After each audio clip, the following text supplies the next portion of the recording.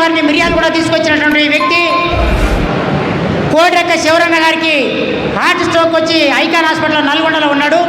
వారికి సీరియస్గా ఉన్నది.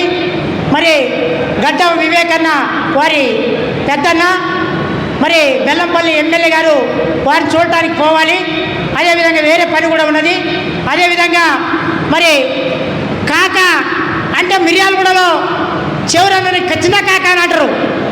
మరి గడ్డం వెంకట స్వామన్న గారిని ఏదో ఒకడెవడో కారు కూతలు కూస్తే 5 సుమాలు తీసుకుపోయి హైదరాబాద్లో కసరపడదాకా తొక్కిచ్చినాడు మన శివరన్న.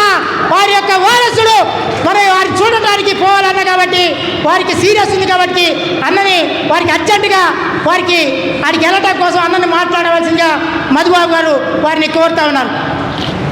ఇప్పుడు అన్నగారిని వారి యొక్క అమూల్యమైన సందేశం ఇవ్వవలసిందిగా కోరుతున్నాం.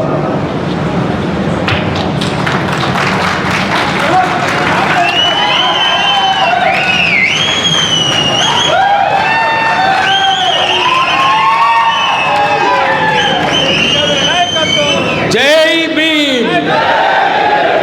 సౌండ్ తక్కువ ఉంది, జర్ర పెద్ద కావాలి.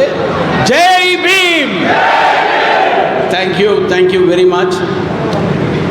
మీ అందరికీ నా ధన్యవాదాలు.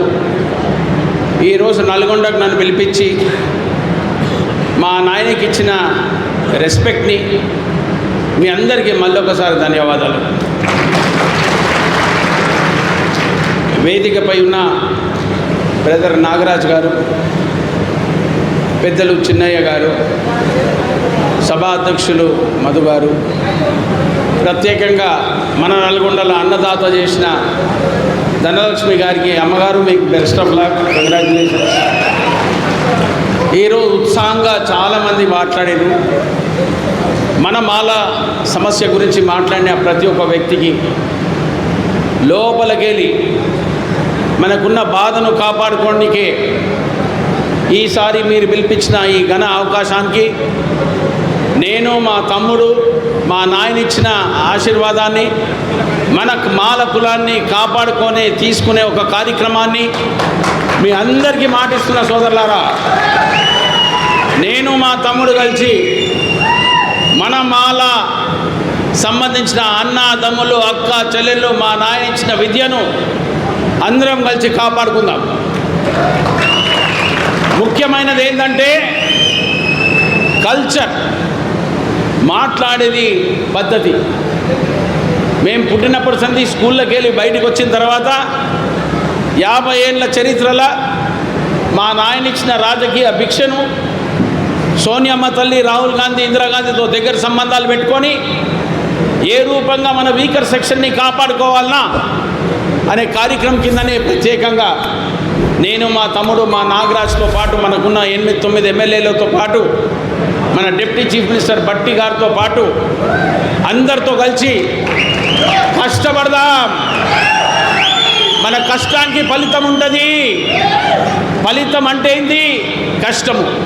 కష్టం అనేది ఏంటంటే జనాలలో పోయి జనాలతో మాట్లాడి జనాలను ఉత్సాహించి మనం ఉన్న ఇష్యూలను ముంగడకు తీసుకుపోదాం. ఇప్పుడు వచ్చింది తీర్పు సుప్రీంకోర్టు తరఫు నుంచి, దాన్ని సీనియర్ లాయర్లు అందరూ ఎగ్జామిన్ చేస్తున్నారు. మనం ఇప్పటిదాకా ఎవరికి ఇవ్వద్దు ఇవ్వాలన్నా అని సమస్య గురించి ఎప్పుడు మాట్లాడలేదు. మనది, మన పౌరుషాన్ని, మన సెల్ఫ్ రెస్పెక్ట్ని మనం కాపాడుకునే బాధ్యత ప్రతి ఒక్కరికి ఉన్నది. ఎప్పుడు సెల్ఫ్ రెస్పెక్ట్లో మనం కాంప్రమైజ్ కావద్దు. స్వర్గీయ పెద్దలు డాక్టర్ బిఆర్ అంబేద్కర్ గారు ఆయన ఏమన్నాడు ప్రత్యేకంగా, you have to agitate to survive in the market. As far as surviving in the market is concerned, you need to put your voice in the market. If you cannot talk, you will be looked down upon. This was his statement when he gave to the BBC interview on 1948 against Mahatma. అది పెద్ద మనిషి మా doctor BR Ambedkar గారు. మా నాయన 1954లో పెద్దలు అంబేద్కర్ గారితో కలిసిన తర్వాత ఏం చేస్తావు వెంకటస్వామి గారు అని అడిగిండు. అప్పుడు ఆయన అంబేద్కర్ గారు ఏమన్నారంటే, ఒక ఇన్స్టిట్యూట్ స్టార్ట్ చేయి, మన గరీబ్ వాళ్ళు అందరూ చదువుకోవాలి, మనం అందరు బయటికి రావాలి, అందరు పైకి తీసుకొచ్చే కార్యక్రమాన్ని పెట్టిండు. ఇవాళ నేను, మా తమ్ముడు కలిసి డాక్టర్ అంబేద్కర్ అనే ఇన్స్టిట్యూషన్ని పెట్టి 150,000 మందికి ఇప్పటిదాకా ఫ్రీ ఎడ్యుకేషన్ ఇచ్చింది. సర్వీస్ అనే మోటో పెట్టుకుందాం. ఎంతైతే అంత చాతనై రకరకాలుగా జనాలకు సేవ చేసే సర్వీస్ తప్ప మా కుటుంబంలో ఉన్నది కాదు ఒకటే, సర్వీస్ సర్వీస్ సర్వీస్. ఈ సర్వీస్ చేసుకోవాలంటే మీ అందరు కోఆపరేషన్ చాలా అవసరం ఉన్నది. యావత్ తెలంగాణలో ఇప్పటిదాకా మా నాయన చేసిన సేవల గురించి నేను చెప్పుకుంటూ పోతే 2 గంటలు చెప్పాల్సి వస్తుంది. కానీ అందరికీ తెలియని విషయాలు చాలా ఉన్నాయి, చెప్పే బాధ్యత వచ్చింది. నేనైనా కానీ మా తమ్ముడైనా కానీ మార్కెట్లో మొత్తం తిరిగి యావత్ తెలంగాణ కాదు యావత్ భారతదేశంలో కూడా మేము చేసుకునే పనులన్నీ చెప్పే దానికోసమే మేము బయటికి వస్తున్నాం. ఇప్పుడు మన సోదరులకు అందరికీ కాపాడుకునే బాధ్యత మాకున్నది. మేము ఎవరిని పల్లెత్తి ఇప్పటిదాకా ఒక మాట అనలే. కానీ మాకంటే మేము ఊకొని నోరు మూసుకొని కూర్చొనికి మేము బాము. గడ్డం వెంకటస్వామి కొడుకులం, ఇది గుర్తుపెట్టుకోండి. మేము ఎవ్వరికి జోలికి పోము. మా కల్చర్లో ఉల్టా సీదా మాట్లాడే అలవాటు లేదు. కానీ మాకెవరన్నా మాట్లాడితే మేము దాన్ని ఏ రూపంగా జవాబు ఇవ్వాలో మాకు తెలుసు. రాజకీయంగా మేము 50 ఏళ్ళ సర్వీస్ అయింది. 2వ ఎమ్మెల్యే, మా నాయన 7 సార్లు ఎంపీ, మా తమ్ముని కొడుకు ఎంపీ అయ్యిండు. ఇదంతా ప్రజల ఆశీర్వాదం. మీరు ఇచ్చిన ఆశీర్వాదంతోనే మేము ఇలా నిలబడుతున్నాం. ప్రజల దగ్గర మాకున్న విశ్వాసాన్ని కాపాడుకోనికనే ఉన్నాము, ప్రజలకు సేవ చేయనికనే ఉన్నాము. మీ అందరికీ హక్కు ఉన్నది. మాతో ఏం సేవ తీసుకోవాలను, ఏం కావాలనో, ఏం సర్వీస్ కావాలనో, ఏ గవర్నమెంట్లో ఏం మాట్లాడాలి, అంత ముఖ్యమైన విషయం మీ అందరికీ చెప్తున్నా. నోరిగిట్ట లేకపోతే మనం మాట్లాడలేం మార్కెట్లో. నేను మీ అందరికీ చెప్తున్నా, మర్యాదపూర్వకంగా మాట్లాడి మనకున్న సమస్యలు పెద్దలు డాక్టర్ బిఆర్ అంబేద్కర్, పెద్దలు వెంకటస్వామి గారు, పెద్దలు పివి రావు గారు అందరు చెప్పిన సమస్యను మీరందరూ దయచేసి దీన్ని గమనించమని మీ అందరితో నేను కోరుకుంటున్నా. వచ్చే 1వ తారీఖు కూర్చొని మాట్లాడుతుంది. ఎవరెవరు ఏ సమస్య ఏ లెవెల్ ఉన్నా కూడా మా నాయన ఇచ్చిన ఆశీర్వాదంతో నేనైనా కానీ మా తమ్ముడైనా కానీ యావత్ భారతదేశంలో ఏడుకన్నా పోయి మాట్లాడే దమ్ము ధైర్యం ఉన్న కొడుకులం మేమని మీ అందరికీ మాట్లాడుకుంటున్నాం. పని కావాలి, దానికి నేను రెడీ. ఏ సర్వీస్ కావాలన్నా రెడీ. ఏ రూపంగా మన సోదరులను కాపాడుకోవాలన్నా రెడీ. ఇవన్నీ మీరు దయచేసి దీన్ని మనసులో పెట్టుకోండి. పీస్ఫుల్గా ముంగడ పోదాం, పీస్ఫుల్గా కండక్ట్ చేసుకుందాం, పీస్ఫుల్గా ఎక్స్పోజర్ చేద్దాం.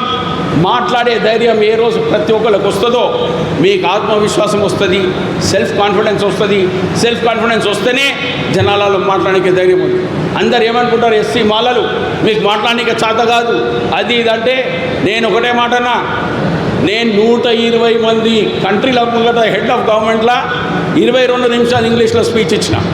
ఆ ధైర్యం ఎందుకు వచ్చింది? డాక్టర్ బిఆర్ అంబేద్కర్ గారు ఇచ్చిన విశ్వాసాన్ని అది మనసులో పెట్టుకొని ధైర్యంగా చేసి లేబర్ మినిస్టర్గా స్విట్జర్లాండ్ పోయి అందరూ కూడా మాట్లాడిన దమ్ము ధైర్యము మీరందరూ ఇచ్చిన ఆశీర్వాదాన్ని ఎల్లప్పుడూ మళ్ళొక్కసారి విశ్వాసం చూపిస్తున్నా. నల్గొండ అంటే మాకు చాలా దగ్గర. మా నాయనకు మా కుటుంబానికి ఇక్కడ మేము మా ఏరియాలు కూడా ప్రజలకు సేవ చేయడానికి ఫ్యాక్టరీ కూడా పెట్టారు. ఈ అందరికీ జనాలకు తెలిసిన విషయమే. మేము ఇక్కడ జనాలకు సేవ చేసే తప్ప ₹1 ఎవరితో సంపాదించడానికి రాలే, ఎవరితో సంపాదించము. మేము ఉట్టి సేవ చేస్తామని మళ్ళొక్కసారి మీ అందరికీ విశ్వాసం ఇస్తూ డిసెంబర్ 1వ తారీఖున దయచేసి ఉన్న నల్గొండ గ్రామమే కాదు ఉన్న 1,00,000 మందితో మన పరేడ్ గ్రౌండ్లో మాట్లాడుకుందాం. ఆ రోజు కూడా ఇంకా పెద్ద ఎత్తున స్పీచ్ ఇస్తా. ఏదైతే ఉట్టి బిగినింగే, ఇలా బిగినింగ్ అయింది. ఇలా మొదటిసారి మా తమ్ముడు నేను చెప్పాడు సీఎం గారితో కలిసినాక, నాగరాజ్ బయట పోయి ఇక్కడ వచ్చి నల్గొండ సోదరులకు అందరికీ చెప్పమని. మీరందరూ ఇంత మంచి అవకాశం ఇచ్చినందుకు మనస్ఫూర్తిగా మీ అందరికీ ధన్యవాదాలు చెప్తూ సెలవు.